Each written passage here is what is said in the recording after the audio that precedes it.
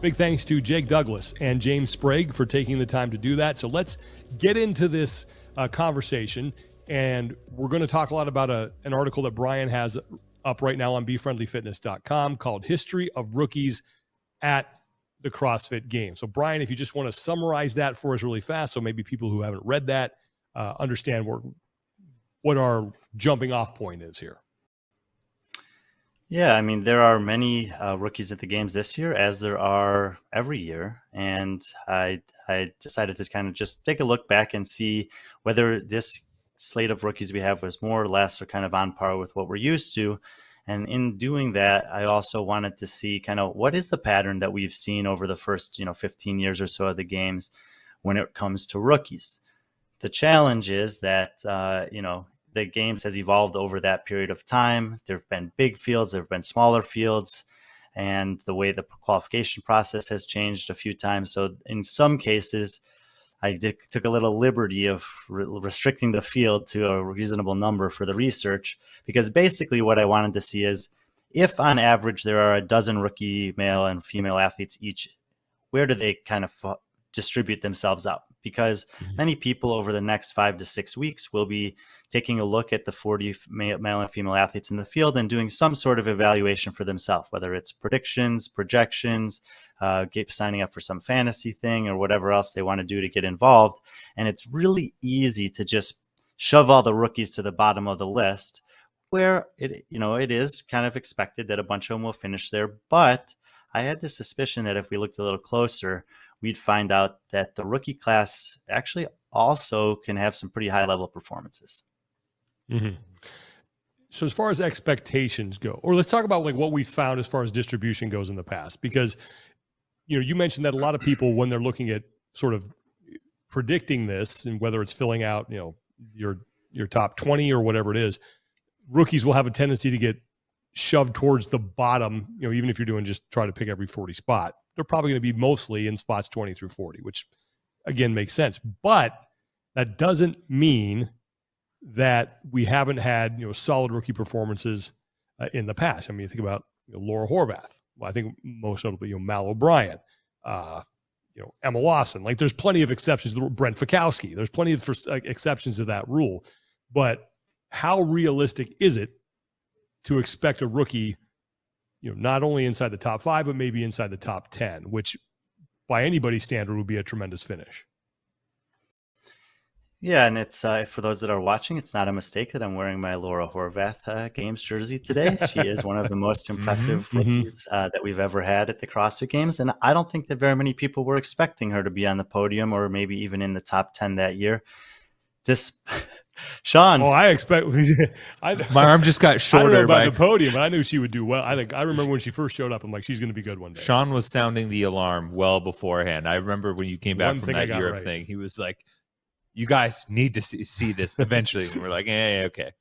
But, yeah. And she did have some decent performances at off-season events, particularly in Dubai prior to that. And Dubai does have a history of having athletes come and compete there and compete well before going to the games and doing well. There are some rookies this year that have competed in off-season events and had a variety of different levels of performance. But to Sean's question, in general, we can expect to have one male and or female athlete in the top 10 every year at the games. It's really infrequent that they podium at the CrossFit Games. And just give you guys a quick rundown of the ones that have. They end up being pretty much exceptional. Rich Froning, second place 2010. Josh Bridges, second place 2011. Matt Fraser, second place 2014. Pat Vellner, third place 2016. Justin Medeiros, third place 2020. That's it for the men ever, outside of the first year, of course, where they were all rookies. And those guys are all so podium and the women is very similar. We'll give them the credit where it's due as well. You might have heard of some of these. Tia Claire Toomey, second place 2015. Sarah Sigmundsdottir, third place 2015. Laura Horvath, second place 2018. That's it. So if you're trying to pick, probably keep them off the podium. I don't know that we have any athletes that are rookies this year of that caliber. That's not any slight at them. Those are amongst the best athletes that have ever competed in this sport, and they've been pretty much good right off the bat. But top 10, not out of the question. There's definitely a chance that we see one male or female or one of each in the top 10 this year. 11 through 20 is where I think things really start to get interesting, because like Sean said, a lot of people are kind of thinking, man, I don't know if any of these rookies can finish in the top half. But on an average year, and basically for this, we kind of pared down the years that we were studying to more relevant seasons, which means we looked at 40 athlete fields. Basically from 2015 going forward, we only took the top 40 from 2019, and we omitted 2020 that only had 30 athletes, most of which competed online. And in an average year, you can expect to have about 3 men and 3 women inside the top 20 overall, 3 to 4 men inside the top half of the games field. And knowing that, I think is a good place to start when we look at this games class, this rookie games class, and we can start to say, okay, who are maybe the 3 or 4 men and 3 or 4 women that we think have the best chance to be somewhere inside the top 20, and then having maybe identified those, how high up do we think they could possibly be? Okay, well, along those lines, and you sent us this from our good friend Chad Schroeder, the Beard of Knowledge, who helps us out a lot behind the scenes at the CrossFit Games, and I know works with you, Brian, on a lot of stat stuff. He said, this is going to be one of the toughest years for rookies at the games. I tend to agree with him, especially on the women's side. If we're looking for candidates who could possibly make it inside the top 10 on the women's side for rookies, I just don't know if it's possible. Yeah, I do want to jump in here with a couple things that I think are of note. One thing that Brian listed at the start was the combined percentage of rookies by year at the CrossFit Games. So as of right now, with 2023, we're on pace for the lowest percentage of rookies at the CrossFit Games since its inception. And only one other time has it dipped below 30% of the total field being at the CrossFit Games, and that was 2017. Coincidentally, that also had the lowest number, and as you would expect, as the gross batch of numbers available to pull from and have finishing places is smaller, there was also fewer athletes combined between men and women inside of the top 10 and top 20 overall compared to any of those other relevant years, 2015 on. There was only one male inside the top 10 and 3 additional males 11 through 20, and there was only one female that year inside the top 10, and none of them were in that 11 through 20 range. So when we see that the gross number go down, the waters get a little bit deeper for some of these rookies, and we're seeing a pretty big disparity. And that one female athlete that year was Jamie Green, who, of course, we kind of had high expectations for, since she had won the Open the previous season. And when we're looking at this year's Games rookies, there are no athletes in the field that won the Open last year. And that's why when I look at potential women who could, as a rookie, finish inside just the top 10, I don't know. Because this goes back to the discussion that we've been having about, like, okay, well, who could finish 5 through 10? And we name like 15 people. Like if you're going to put someone in the top 10, you can only put 10 people. It's like, and I don't know if there's a veteran that I would boot out of there in favor of a rookie. I just think it's going to be really, really hard. And even with that Jamie point, like the year prior, she had finished on the podium with Yas, and that was an era where there was a natural progression for a lot of soon-to-be strong individual athletes or people eventually breaking through that got some experience at the team level, and for her, very high level, and that was effectively a primer for her for the game stage the next year. Brian, let's say if we had to pick a leading candidate to possibly finish inside the top 10, who would that be? Yeah, we'll start. I think we can start on the women's side. And, as I mentioned when talking about Laura Horvath, sometimes looking to off-season competitions can be a good place to start and see if there's any athletes that have had some notable performances there. This particular group of women have very little in terms of stellar performances or even appearances. And I'm talking about Rogue, Wadapalooza, Dubai style competitions. But to me, the one that stands out amongst them is Manyong Angonis.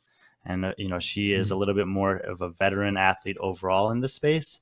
She was the best finisher amongst the qualifiers at Rogue last year, taking 11th. Obviously, there's the top 15 women from the games were there for the most part. A couple didn't compete, but it was a pretty competitive group. She beat athletes at that competition like Danny Spiegel, Emma McQuaid, Matilda Guards, Carolyn Prevost, Jacqueline Dahlstrom, and Olivia Kerstetter, who may also be someone that we talk about here in a minute. So she also had a good performance at Dubai last year. She finished 6th. Not the strongest field, and most of the women that beat her there are kind of the games athletes that you'd expect to have beaten her. So at least she has those competition touch points against high level athletes in the field. I think that, she didn't get a ton of conversation in semifinals because she was below the big names that were podium contenders, and she was never really in jeopardy of making it. But if you parallel that with someone on the men's side in Europe, that was basically Jona Koski this year, kind of 6'7" the whole time, and didn't get a lot of fanfare other than the world record performance he had in test 2. So I think Manionango-Nice, maybe Olivia Kerstetter are the two names that jump out to me as having the best chance to be in the top 20. So that's funny you mentioned that. I have both of them earmarked as the first 2 women for me inside the top 20. I had Kerstetter for sure. I had Manon because of the extensive competition experience, and I just think she will. I look at what are a few things that tend to swallow up rookies at the games. Well, what is when we say inexperience? What tends to come with that? It's the schedule, the balance of schedule, fueling, the in between, the emotional balance of ups and downs that comes with curveballs and unexpected performances, good or bad.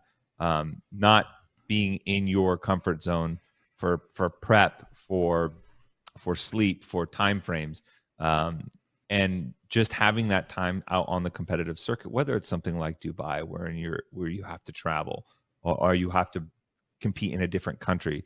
For some of these athletes in Europe, I think there's some experience that can benefit you from there, and I think she's one of them. The other one, I marked down Olivia because I do think that one thing that can galvanize a rookie very quickly is being able to have a couple of finishes where you look around and there's really only other 1 or 2 women that are competing with you in that event. And that's one of those I belong type moments. And to me, that's what Olivia brings. You look at her back-to-back 4th place finishes in semifinals, Linda and the max snatch. And there are a couple things, and this is going to be a theme for me, that you're like, oh, she can contend with some of the best in the world at that. And I think that can very quickly build a little bit of momentum for someone who's maybe teetering in that 25 to 15 range, and you need a couple of strong performances to anchor your weekend. I think that the other thing that's really boding well for Manionango-Nice is just the history of excellence from European women in general at the CrossFit Games. I think that in the studies I've done, if you date back to 2015, 80% of the women who qualify for the CrossFit Games or more every year finish inside the top 20 at the Games. This year they have 11 qualifiers, which means that you should expect 7 or 8 of them to be in the top half of the Games field. If you do the cross semifinal leaderboard evaluations, which I had done with Mike Halpin and Barclay Dale, you find a lot of the European women are up towards the top of that. There was a little bit of conversation because test 1 could be so different based on the floor surface, but either way, their performances hold up pretty well, the women in Europe in general. And for Olivia's case, she came in 24th in the study, so it's not that far off anyway. And like Tommy said, if you can have a couple high finishes inside the top 5, maybe that does go a really long way in that stretch of the leaderboard. And just kind of like one, because I'm definitely going to mention this again, one of the things that came to mind with it, if you look at the totality of the test, anywhere from 13 to 15 scored events, and you're looking at someone, I think this applies to Mr. Yella, who we spoke to last week. If you're looking at an athlete that has a very clear strong point, and you're able to manage maybe 3-ish top 5 to top 7s, and if you just average about a 25th place finish the rest of the way, it's going to put you right on any given year or on that 19, 20, 21 place finish overall, just on those points alone. And that's not even accounting for, hey, could you this year, do we lean a little bit heavier? Do we have a few Mhm. extra benefits? So it's a very approachable thing for someone if you know you have a couple of big swings in your back pocket. Well, that's a great segue over to the men's side, because I think it is probably more likely that we see a rookie inside the top 10 on the men's side than we do with the women. Just my feeling. I think it's more likely. Not saying it's going to happen, but if you had to say like, which one is. Well, I think that you there mentioned are. Yella Hoste, he's intriguing to me. Like Yella is, and it's because of the Brent Fikowski vibes. It's because the guy won events at semifinals. When we talked to him, he says he likes all the stuff that you see at the CrossFit Games. Yeah, and I think there are maybe he's got a shot. Yeah, I think there are probably twice as many men that are worth having in this conversation as women. In this case, I think Yella Hoste for sure. I think I am quite intrigued by James Sprague. First of all, I thought the interview that you did with him was great. James is just he's very personable, but I think that the stuff that he said about what his skill set and the games makes sense. Like I won't be that surprised if there are 3 events that he has top kind of 7 finishes on, even if they're coming out of other heats. Now, I also won't be surprised if he has some bottom 7 finishes in a couple things. But like Tommy has said, those top finishes can, like we've seen it with Brent Fikowski going back to his rookie year, they can offset some a handful of relatively poor finishes. And I think that both Yella and James are certainly in that conversation. If you're looking at other men that have had at least some experience in high level competition and doing either well or at least showing up there and competing, obviously Fabian Benito won the Dubai Fitness Championship last December. There were some pretty high level athletes in that field, including Brent Fikowski, Moritz Fiebig, Lazar Jukic. So, Fabian's had a pretty remarkable year overall with his success online competitions, having obviously that win in Dubai. He had an epic, nail biter finish to get into this competition. I'm a little bit less sure about what's going to happen to him at the games, because there's a lot of new stuff, and I know that that's sometimes been like he seems to really thrive in environments that he has good control over. But he will have an incredible support team there. That training culture camp travels extremely well. He leans on that and relies on that kind of love and support from his people a lot. And if he gets a little bit of momentum going his way early in the competition, I think it could go really well for him. But if he doesn't, then I'm a little bit concerned for him. So I wrote down Yella as my top 10 guy because I think the path is very. You gave me a funny look when I said that. No. Oh, okay. No. I thought you did. It's like the possible because I think the playbook is out there for him. Yes. Right. You hit some home runs, like not just some home runs. You might snag a win here, and you do a good job of mitigating the damage on the other side. And if he can replicate to some extent some of the things that he did at semifinals, and we get to see some of his athletic skill set show up, especially from that judo background, then that is kind of the pathway for him. The other 4 men that I had written down, I had Sprague written down second in the top 20. Okay. I had Jack Farlow written down. And then I had two athletes with question marks because they seem very intriguing to me. And I close my eyes and I start to think, all right, well, there's, athleticism shows up a little bit more in some of these outside the box scenarios. Who's someone that I feel who's going to have, like Brian said, who's going to have a really good support system behind him at the games? And a name that kept popping up for me that I didn't expect coming into it was Luke Parker. For him, what he did in that filter with some of the filters around gymnastics at the games were increasingly impressive to me. He is someone that from the outset I have felt has been very comfortable in this high level competitive games atmosphere experience, ingratiating himself with that Mayhem team and being at the games last year. And there are some people that they have this aura about them when they carry themselves that you just don't feel like they're going to get swallowed up in that moment. Yeah. He kind of has that for me. And I think he might take a very similar thing to Sprague. He might take some bottom half finishes, but I think there might be a few more events where he fits into the 10 to 15 range that may go unnoticed that you're like, oh man, I didn't think he would finish decent on that. And you're like, oh, okay, that's where the volume and variety that you get at Mayhem is going to benefit you. Sorry. The last guy was Kai Servani. He seems like a little bit of a wild card to me, like as far as top 20 is concerned, but I would not be surprised if he showed up there. Yeah, and I think, more or less now we've all kind of established the same group of guys that we're kind of looking at.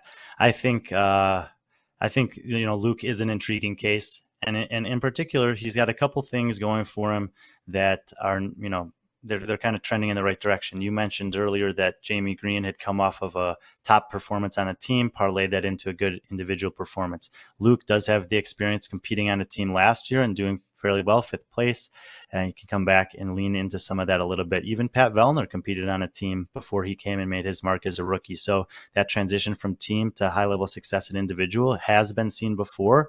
Luke's been there before on a team at the games. And so he can, at least draw on some of that.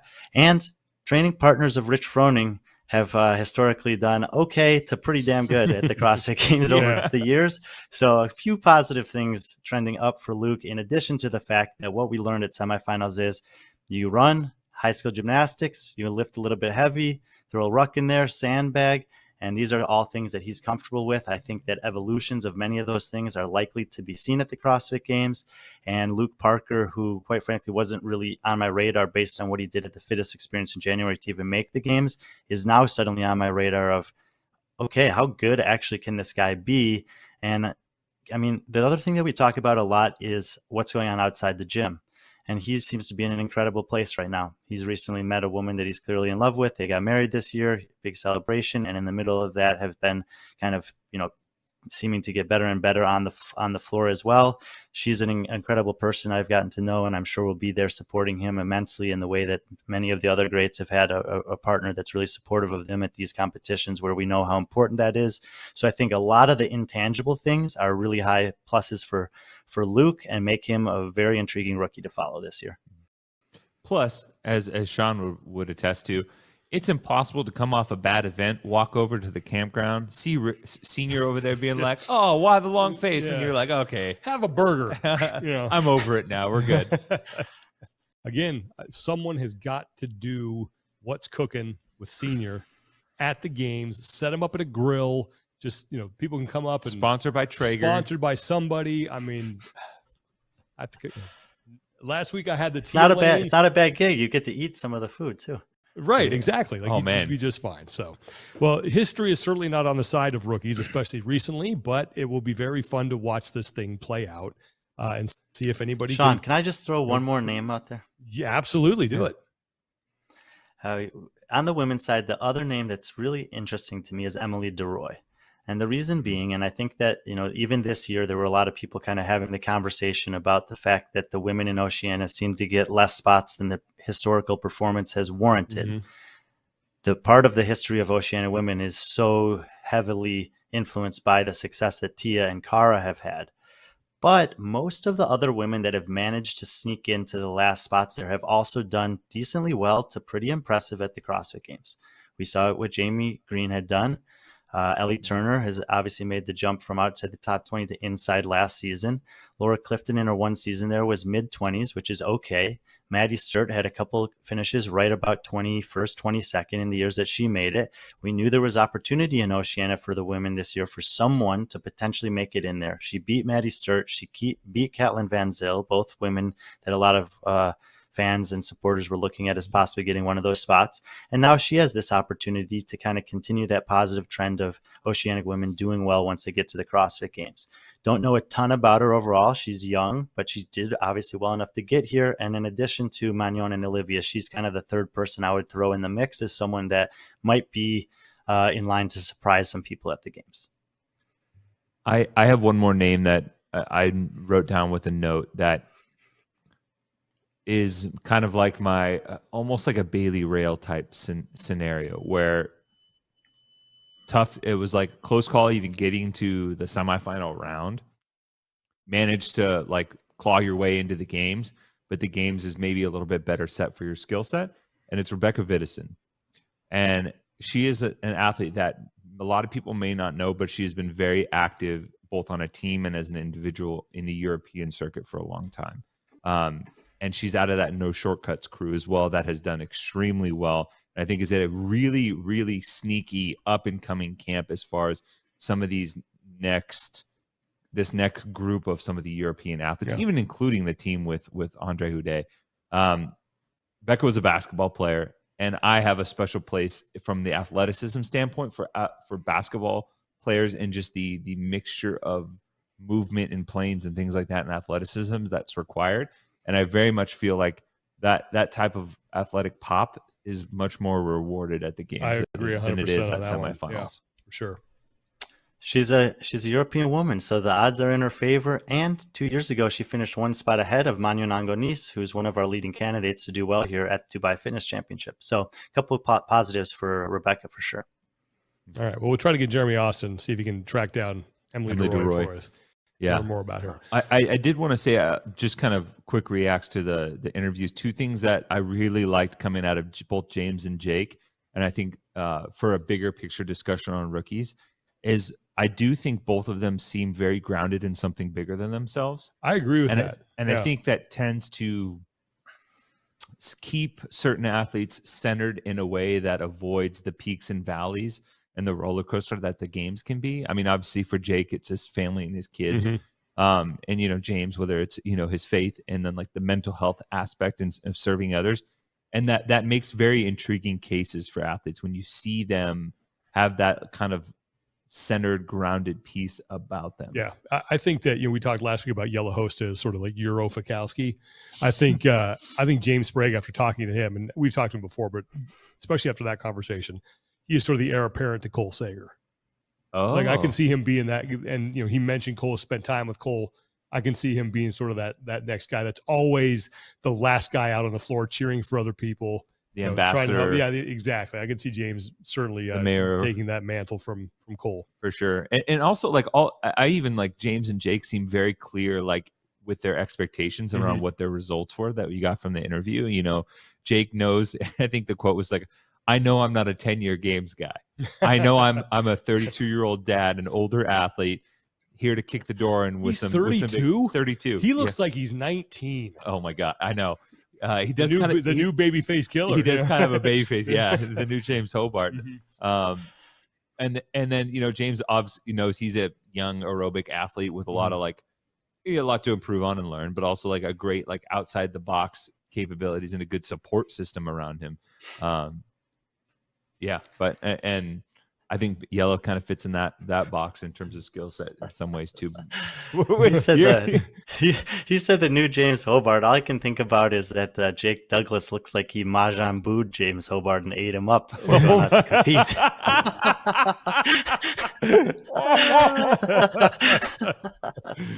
Oh man, hungry. Yeah. I can't do that. I can't do the Majin Buu voice. That one's outside of my repertoire. But man, that is a great. Well done.